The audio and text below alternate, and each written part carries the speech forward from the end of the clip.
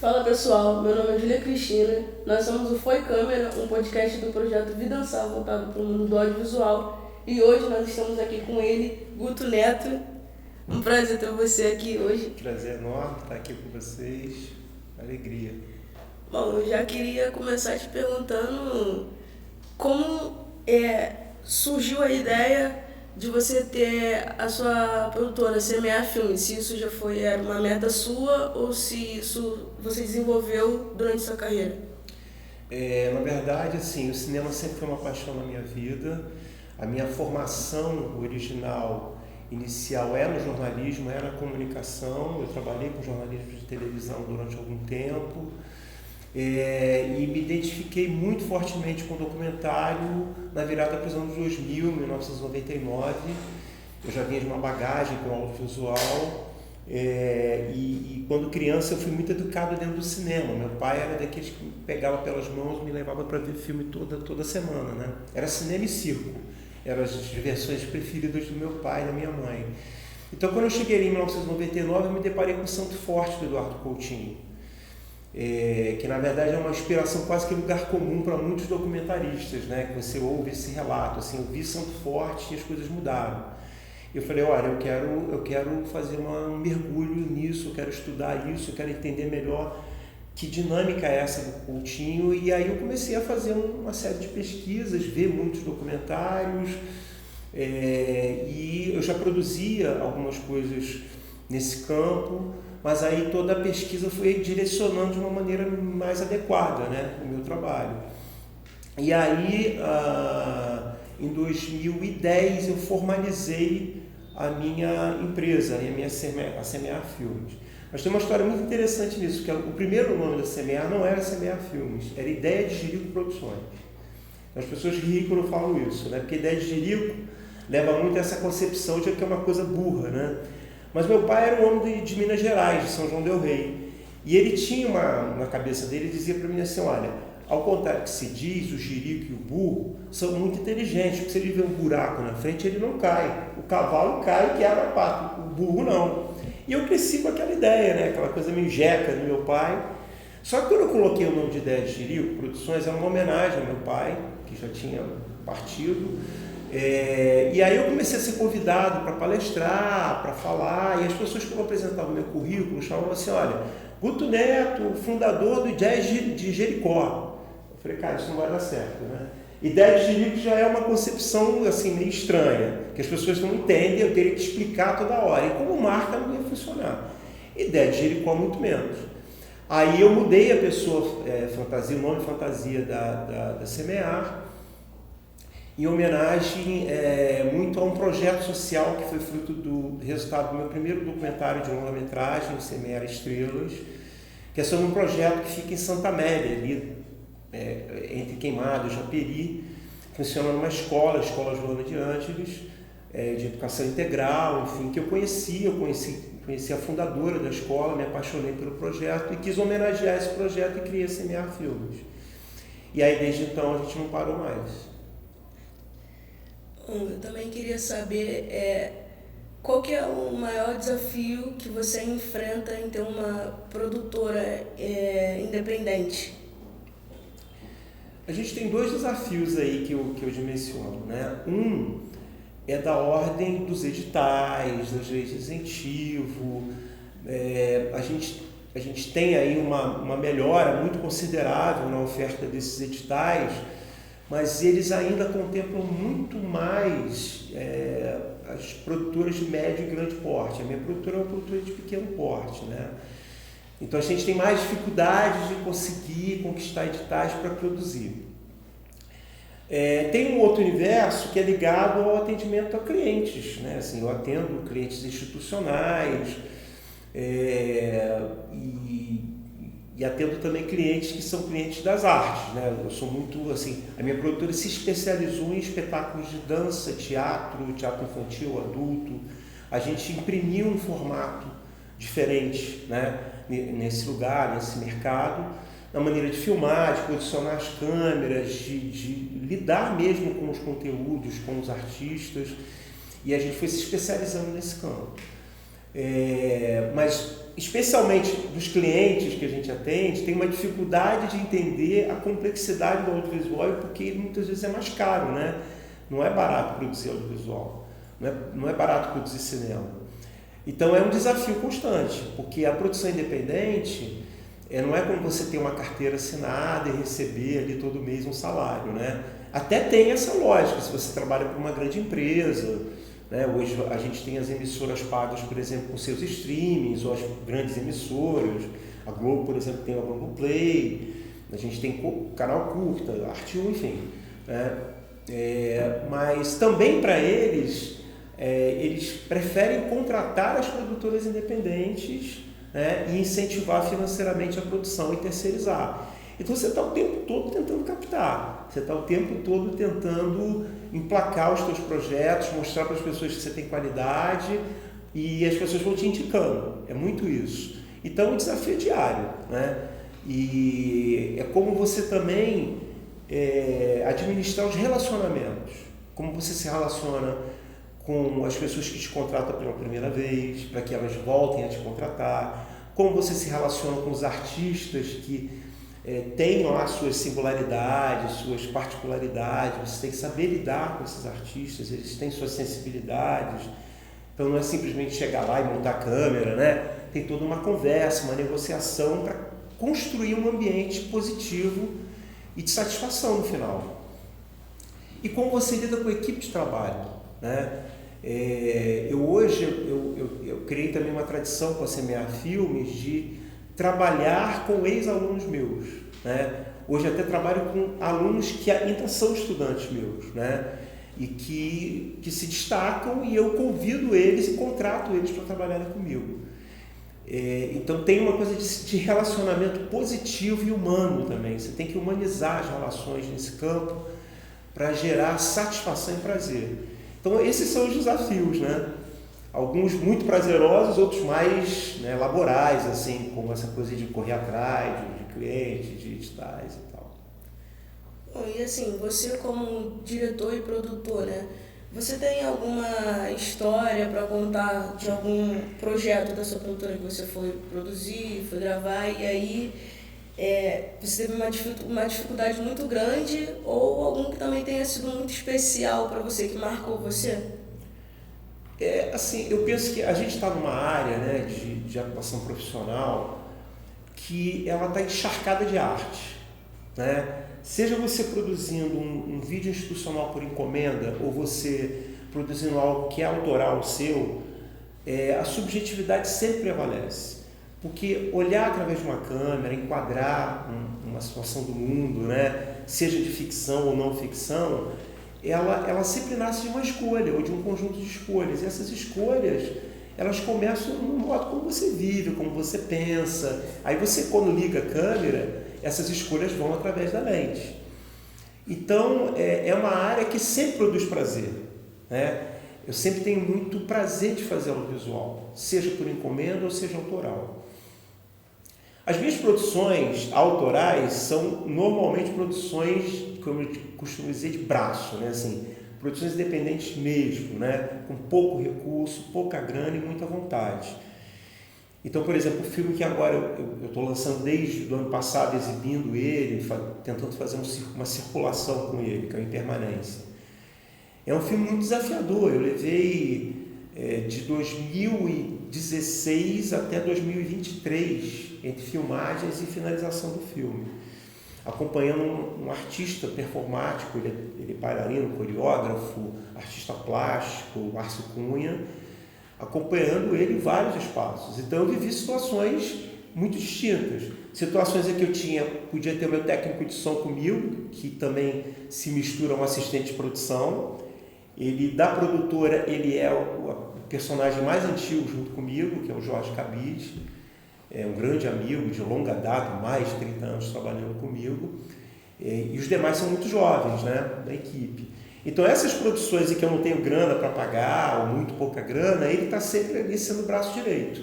Mas nem sempre ele podia estar comigo. Então eu vivi, por exemplo, na feitura do Impermanência, uma situação muito inusitada, de o Márcio postar na gente, estou indo para o Cariri para o Sesc Cariri apresentar um espetáculo que eu tinha filmado já aqui no Rio de Janeiro. Eu falei, cara, eu não posso perder essa cena, eu tenho que levar essa cena para o filme, né? Então corri atrás, consegui passagem, peguei a mochila com câmera, áudio, luz sozinho e parti atrás dele. Só liguei para ele, olha, estou indo atrás de você. Ele, você é louco? Estou te encontrando lá no Cariri. Aí fui para o Cariri, filmei o Márcio sozinho, colocando 3 câmeras sozinho no set, né? E administrando essas câmeras. E uma câmera sempre está colada comigo. Eu sempre tenho uma câmera fora do tripé colada no meu corpo, que é o meu olhar mais direto, né? É onde eu imprimo o meu olhar mais artístico. As outras defendem a cena, vamos dizer assim. E dali a gente partiu de ônibus para Fortaleza, para o Dragão do Mar, né? Para ele se apresentar no Teatro das Marias. Então, assim, sozinho mesmo. Então você pode imaginar que foi um processo cansativo, arriscado no que se refere à margem de erro que fica aumentada, né? Porque você posicionar 3 câmeras em espaços que você não conhece, sozinho, é um negócio muito louco para você pensar assim, né? Inicialmente. Ainda captar o som, que tinha coisa de captar o som direto.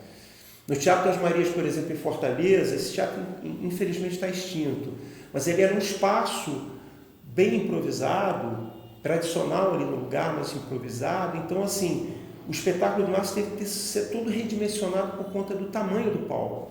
Então, os saltos que ele fazia em cima de uma área do palco, normalmente, ele teve que improvisar saltando para um segundo patamar. E as pessoas ficavam sentadas no chão, como uma arena. Então, para eu filmar, eu tinha que correr no escuro por trás da cena para me reposicionar. Então, eu corria morrendo de medo de tomar um tombo, quebrar a câmera, quebrar nariz, quebrar a cabeça e tudo mais. Ainda bem que deu tudo certo.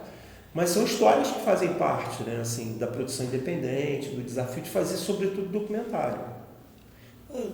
Tocando nesse assunto de documentário, eu também queria saber como que você enxerga o futuro do cinema documental no Brasil, né?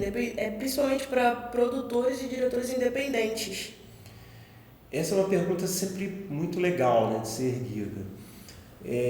Bom, para falar sobre isso, perspectivas do cinema documentário brasileiro, sobretudo, a gente tem que se remeter a uma história, né? Assim, o documentário, a bem da verdade, o cinema nasce no documentário. As primeiras imagens que a gente conhece do fenômeno cinema, elas são imagens em que a câmera foi voltada para a realidade, para o mundo em processo. Dos irmãos Lumière, né? Antes um pouquinho deles o próprio Edison, enfim.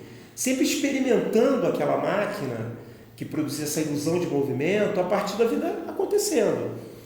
E depois disso, o documentário prosseguiu numa trajetória histórica de muitos experimentos, né? Assim, de como entrevistar as pessoas a partir do momento que a gente podia contar com som, de como filmar de uma maneira bela a realidade, porque o cinema é estética, é imagem, né? É diferente de olhar a vida a olho nu, né? Você precisa representar uma realidade para outras pessoas que não conhecem aquele lugar, ou apresentar outros pontos de vista sobre aquela realidade. Então, a arte está envolvida muito fortemente nas ideias do documentário. E a gente passou muito tempo, né, sobretudo com a chegada da televisão, um pouco que guerreando com a ideia de documentário que foi legitimada pela própria televisão, muito ligada ao jornalismo. Então o documentário ficou muito agarrado numa concepção de que ele era um retrato fiel, concreto da realidade, e a partir dos elementos do jornalismo. Então aquela coisa de ter uma locução, um narrador, de ter os trechos de entrevistas, as imagens por baixo daquela locução, foi se constituindo num formato. E as pessoas fora daquele ambiente, claro, tinham um estranhamento de ver outras formas de se falar de documentário. Só que o documentário nunca desistiu. Mas a gente foi perdendo espaço, ou a gente não foi deixando de ganhar espaço. Um outro ponto importante é que criou-se uma espécie de estigma de que o documentário não é filme. E o documentário é filme, né? O documentário é narrativa, é história. E ele precisa seduzir, ele precisa emocionar, ele pode fazer isso. Ele não precisa só informar, ele pode subjetivar e ao mesmo tempo sensibilizar sobre culturas, realidades, pessoas, né, personagens.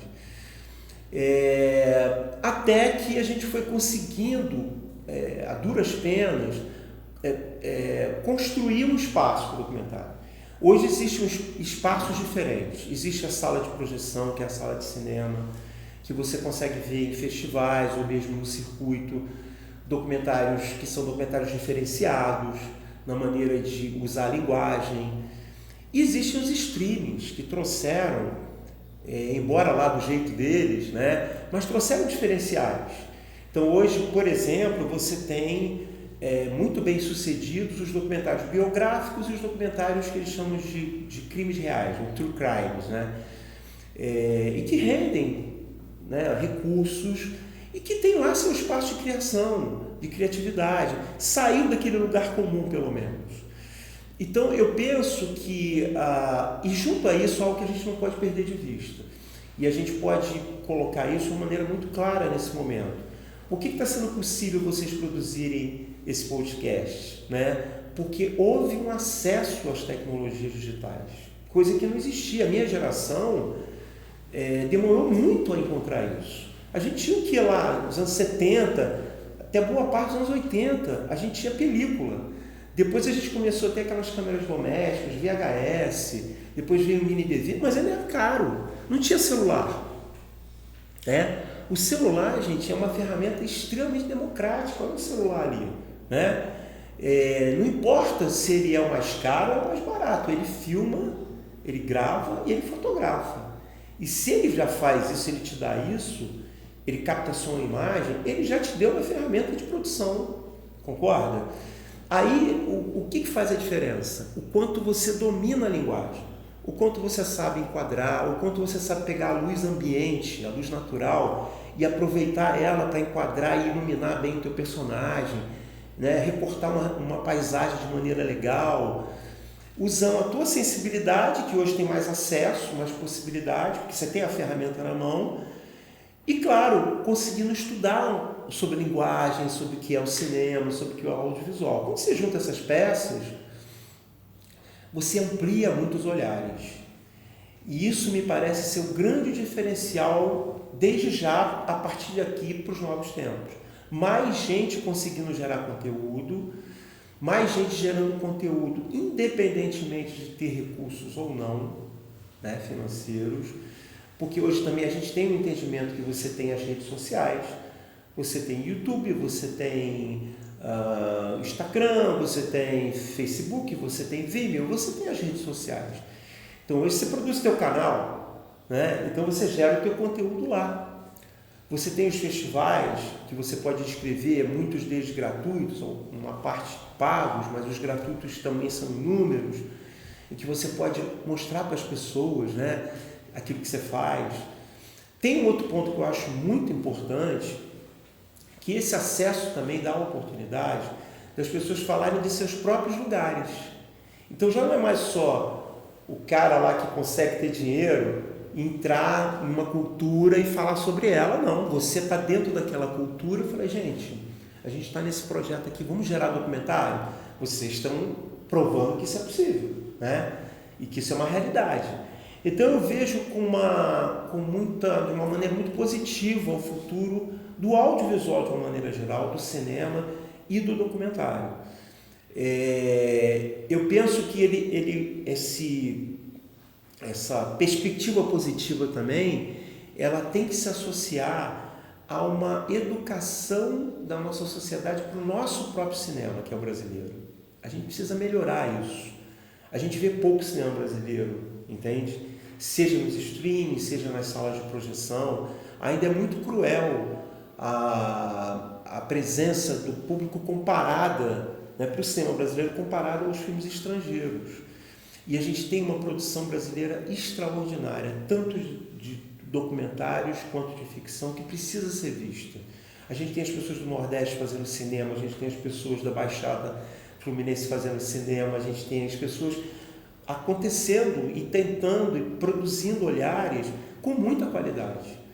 Então, eu penso que é inescapável que essa diversidade vai aos pouquinhos movimentar uma nova maneira de ver, né? Ou seja, então você acha que a evolução que tem tido os equipamentos, né, que a gente utiliza dentro do audiovisual, você acha que isso acaba abrindo portas para as pessoas iniciarem dentro do audiovisual com o que tem na mão, assim como você deu o exemplo do celular? Sim, com certeza. E veja bem, eu não defendo essa ideia pensando assim, olha, você pode passar uma vida inteira pensando em fazer com o celular ou com o CapCut lá no teu aplicativo. Não é isso que eu estou defendendo. Eu acho que você está dando um salto para conquistar espaços melhores. É isso. Agora, o tempo em que você vai experimentar esse acesso, você vai se qualificando naquilo. Porque existe ao meu ver, um tripé de formação para o cinema, para o audiovisual, que é indissociável.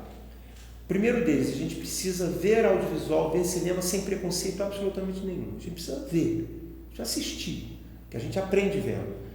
Depois, a gente precisa estudar os conceitos e as linguagens, para entender como é que aquilo, né, é feito, é pensado. Por que é aquele plano e não o outro? Por que a gente enquadra desse jeito e não daquele outro?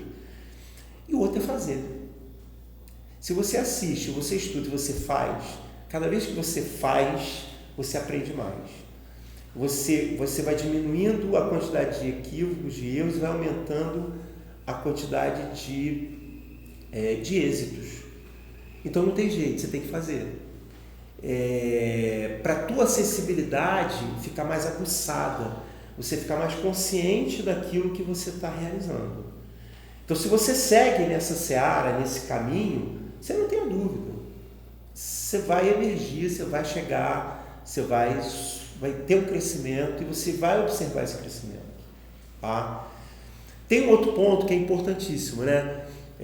Assim, a gente falava agora há pouco assim, poxa, oportunidade de exibir meu filme aqui. Aí vocês têm uma vinculação com o cinema. Então, hoje, aquela coisa mágica de exibir numa sala de cinema, ela é possível. Né? Eu exibo, por exemplo, exibi 2 vezes o meu filme lá em Botafogo, no Espaço Estação, no Estação Net, porque ele é um espaço que se abriu para os realizadores. Né?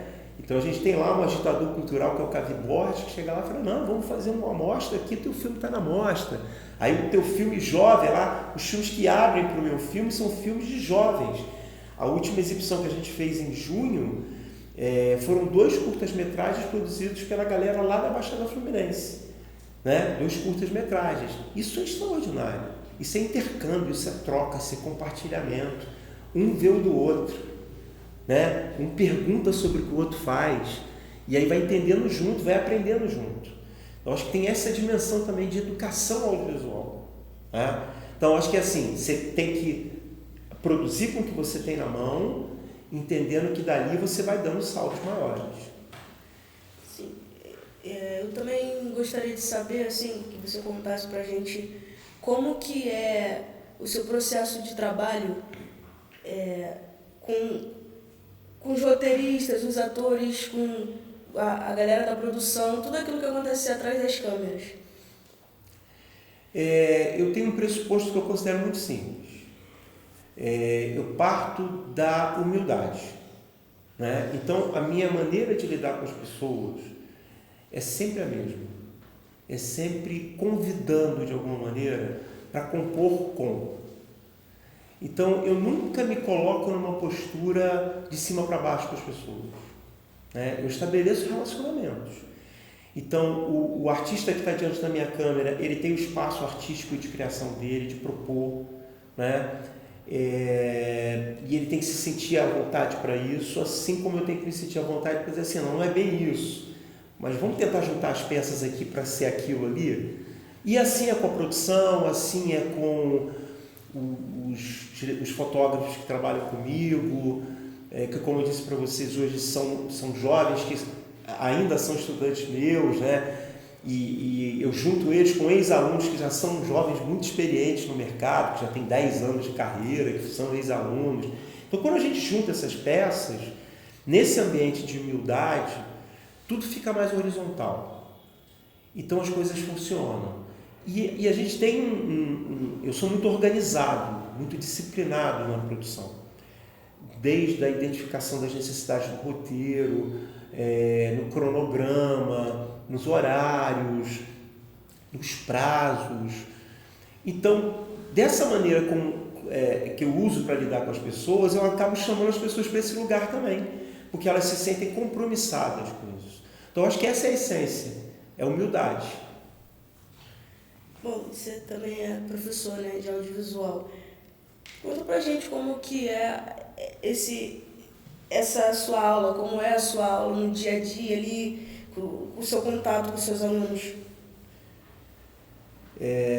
Dar aula é um desafio, né? É um desafio fantástico, porque primeiro você tem que estar realmente muito conectado com a ideia de educação. O que você pensa de educação, né? Segundo, a gente tem enfrentamentos que, por exemplo, eu não tinha. Eu sempre comento com as pessoas, os meus pares da minha geração, enfim, que a gente não tinha tantas informações atravessando a gente não tinha um celular na sala de aula, sabe, essa coisa. E a gente tinha um desejo diferente pelo saber. Hoje a gente, em sala de aula, combate contra essas informações que atravessam. Então, você tem que ser dinâmico e propositivo, mas igualmente você tem que continuar a ser horizontal com os seus estudantes. Eu parto de algo que para mim é muito inspirador e que vem de Paulo Freire, que é a pedagogia do afeto. Para mim não tem outro caminho para a educação. É a gente se colocar num lugar que a gente aprende juntos, né? Eu tenho uma experiência, eu tenho uma bagagem, mas meus estudantes também têm um repertório de vida, têm histórias, tem coisas que eles gostam de ver, né? E tem algo, voltando para o Coutinho, que é tão inspirador na minha carreira.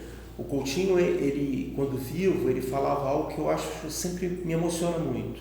Ele falava assim, para mim, uma das chaves principais dos meus filmes serem bem-sucedidos é porque as pessoas precisam ser ouvidas. E escutar o outro é legitimar o outro. E a gente vive numa sociedade que as pessoas têm dificuldade de ouvir o outro. Então, eu abro a escuta para o meu aluno, para o meu estudante, né? E sempre na expectativa de que ele também se abra para me ouvir. E aí a gente consegue dialogar. Eu penso que é esse o lugar. Continua sendo desafiador, mas a gente tem muitas alegrias, muitos resultados muito bonitos, né? De a gente conseguir provocar, por exemplo, um jovem estudante e ele chega no final assim, da universidade ou no final mesmo daquele período, daquele trabalho, daquela disciplina, diz assim, poxa, Guto, eu não conhecia nada disso sobre documentário, caramba, você me fez me apaixonar por documentário. Poxa, você vai dormir com o coração aliviado, entende? Você motivou aquele estudante. Não é todo mundo, mas é assim a vida, né? Mas o esforço é sempre renovado para fazer isso. Bom, você também poderia compartilhar qual foi o maior desafio de algum projeto seu e como que você superou esse desafio?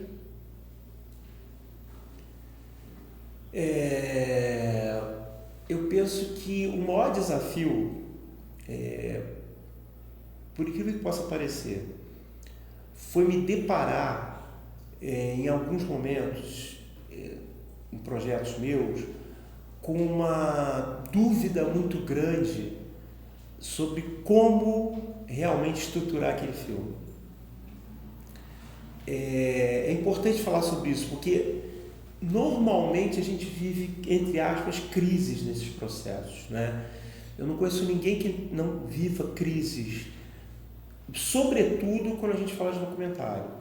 Porque o documentário, ele tem algo do inusitado, ele tem algo do acidental, como eu costumo dizer. Você nunca tem certeza do que você vai encontrar. E é bom que não tenha certeza, porque as certezas são normalmente muito burras no documentário.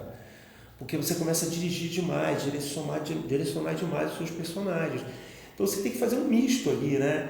Você quer para um lado, mas você tem que entender que ele pode te carregar para outro. Isso aconteceu comigo no Impermanência, isso aconteceu comigo em outros filmes, mas o Impermanência seguramente foi o que mais me desafiou.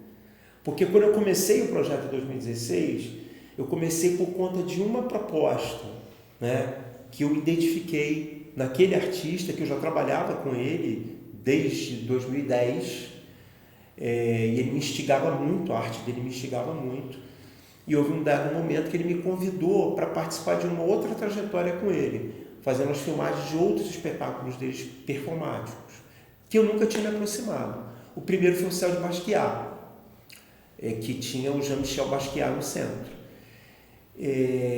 Quando terminou a temporada dele, a circulação do Céu de Basquiat, eu não sentia que eu tinha um filme.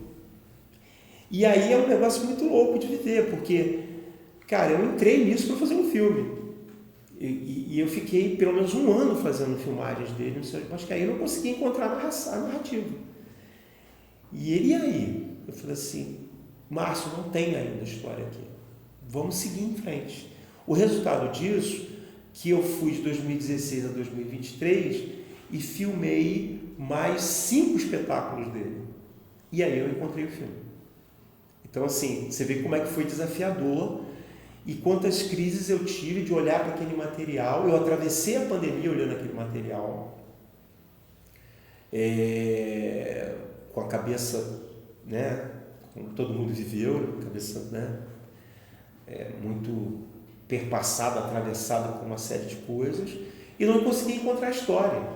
Então, para mim, esse foi o maior desafio, porque eu sabia que eu precisava encontrar aquela história e que ela existia, que a questão não estava na história, no material, estava em mim. Eu precisava me reconectar com uma série de coisas, e aí eu consegui percorrer esse caminho. E aí, quando a Impermanência ficou pronto, foi uma grande alegria. Eu falei assim, cara, eu conquistei mais um filme, né? Porque um filme é uma conquista, né? Então, foi o meu maior desafio, certamente foi o meu projeto até hoje mais desafiador. Bom, a gente falou aqui, né, sobre a evolução, sobre como você via a evolução dos equipamentos do audiovisual. Eu também queria saber como que você vê essa chegada das IAs, né, na produção de imagens. Você acha que isso, futuramente, isso vai ser um ponto positivo ou um ponto negativo para o audiovisual em si? Olha, eu tenho uma visão muito concreta dessa ideia de novas tecnologias. Se você voltar um pouquinho na história, sobretudo nessa tal virada para os anos 2000, que a gente teve assim, uma velocidade enorme de avanços tecnológicos. Vem a nanotecnologia e vem um monte de coisa junto com isso, o digital. Desculpe. Na nossa área, então, o digital, né? E a gente tem um hábito social, vamos chamar de hábito social, uma cultura de sociedade, que assim, tudo que vem muito novo, tecnológico, vira um fetiche. Fetiche é assim, todo mundo, agora é isso, daqui para trás não existe mais. Isso aconteceu quando a televisão chegou, decretaram que o rádio ia acabar, o rádio está vivo, ele hoje é podcast, ele é videocast, e é rádio, né? Na essência. E não acabou. Depois a televisão chegou, aí decretaram que o cinema também acabaria. Os streamings vieram, agora acabou o cinema. O cinema está vivo, está lutando, não está fácil, né? Manter uma sala de cinema, mas o cinema está vivo, tendo que se recriar, né? Então eu penso que a gente tem que ter calma, a gente tem que olhar para as tecnologias com muito cuidado. As IAs já existem há algum tempo, esse afã que veio aí nos últimos tempos é porque elas avançaram em várias direções diferentes. Para o audiovisual, tem muita coisa bacana para tirar proveito. Você não tem a dúvida.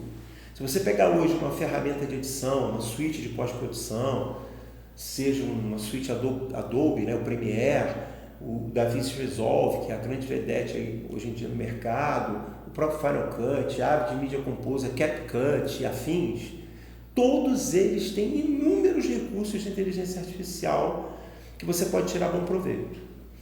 O que a gente não pode é cair na armadilha de que a inteligência artificial vai substituir o teu processo criativo.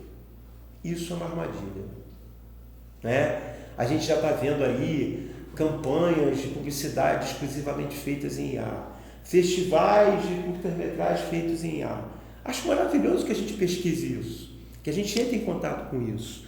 Mas a gente não pode perder de vista que o que dá a dimensão de qualidade para aquilo é o teu comando, é o chamado prompt, né? Se você não escreve bem o teu prompt, ele não vai gerar o que você precisa. Esse é um ponto. O outro ponto é que essa coisa de construir um filme inteiro a partir de isso ainda, as ferramentas não são totalmente eficazes para isso ainda. E a gente não pode se permitir que isso aconteça. Você tem uma ideia, hoje, pouco antes de vir para cá, eu estava na universidade, e aí caiu no meu e-mail lá uma tentativa de promoção lá do Motion Array, né, que é uma das ferramentas de inteligência artificial. Qual era a ideia dos caras? Venderem o peixe para mim, e aí eu fiz o teste para entender a coisa melhor, né? Eu sei que isso já existe, mas não tinha chegado para mim ainda. Você vai lá e bota um texto, escolhe uma voz, um clima e vem uma locução. Em várias línguas, quase que todas as línguas diferentes. Aí eu estava até com o meu técnico de som do lado, o Jorge, eu falei, Jorge, ele é muito engraçado, pena que ele não está aqui com vocês, vocês iam rir muito com ele. Quando eu mostrei para ele, isso é um lixo. Por que é um lixo? Porque, cara, isso é uma proposta de tirar o emprego do locutor. O cara estuda para fazer aquilo e o cara, você pode entrar dentro de uma cabine com ele e dar um direcionamento para ele diferenciado. Então, eu acho que tem coisas que a gente tem que saber filtrar, entende? E também as categorias profissionais. Não sei se vocês chegaram a acompanhar aí, quando chegou essa coisa da dublagem. Né? Você pega lá a voz do Robert De Niro e bota ela em português.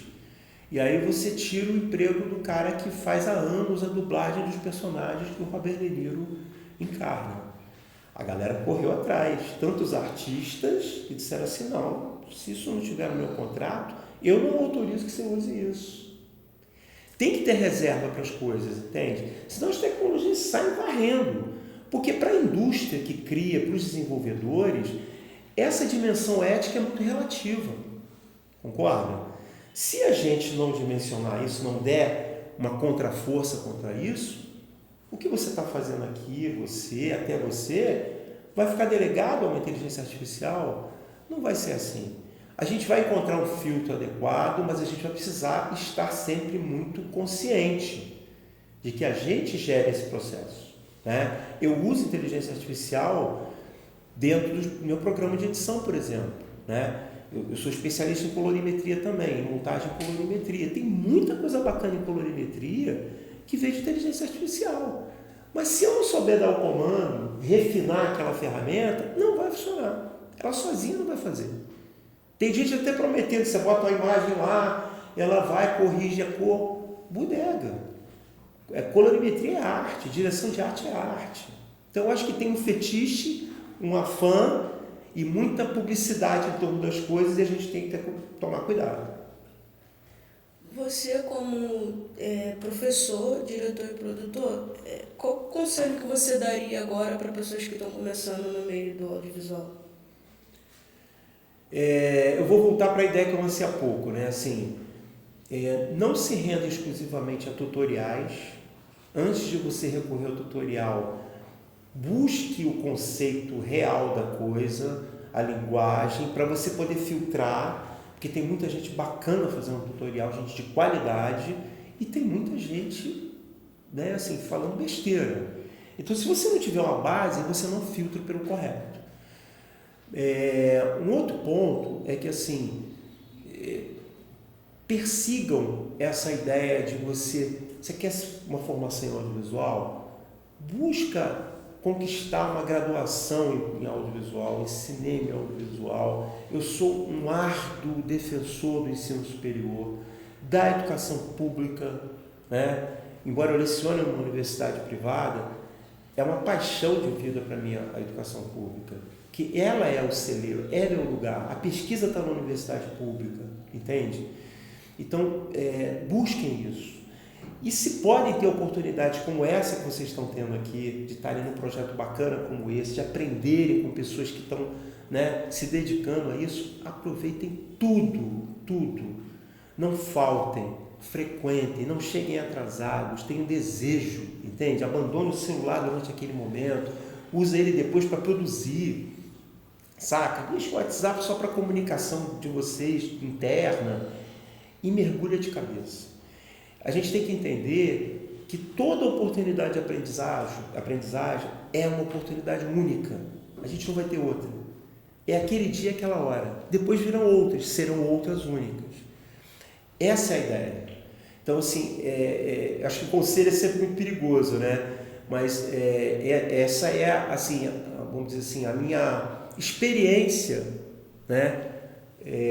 Como realizador, mesmo como educador audiovisual, e como alguém que é apaixonado por isso que faz.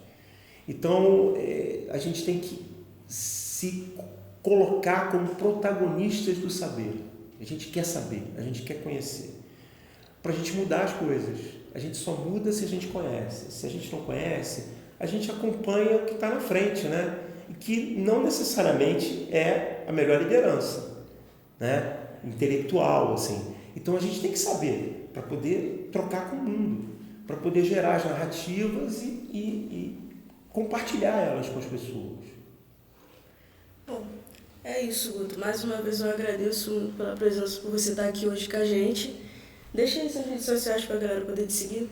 Então, primeiro agradecer imensamente a alegria de estar aqui com vocês, é uma honra, vocês não acreditam, podem dimensionar isso, né? Eu não falei aqui no programa, mas boa parte que faz sentido na minha formação como realizador tem a ver com as minhas origens e tem a ver com a minha dedicação aos projetos sociais, meu envolvimento com os projetos sociais quando eu tinha a idade de vocês, ainda na minha formação, né? Então, isso fez a diferença pra caramba na minha vida. Então, estar aqui com vocês é um negócio assim, muito diferenciado. Quero parabenizar vocês. Bom, as minhas redes, eu tenho meu site, que é o www.semearfilmes.com. Tenho o meu Instagram principal da Semear Filmes, que é _semear_filmes. E tenho o Guto Neto 65, que é o meu perfil pessoal, né? Vai ser uma alegria se vocês puderem, né, seguir, a gente puder se seguir, né, compartilhar e entrar em contato mais de perto aí a partir das redes, enfim. Bom, é isso aí, galera. Obrigado pelo Foi Câmera de hoje. Aproveita para seguir a gente, curtir os vídeos, aproveita para seguir o Guto também. Obrigado e até o próximo.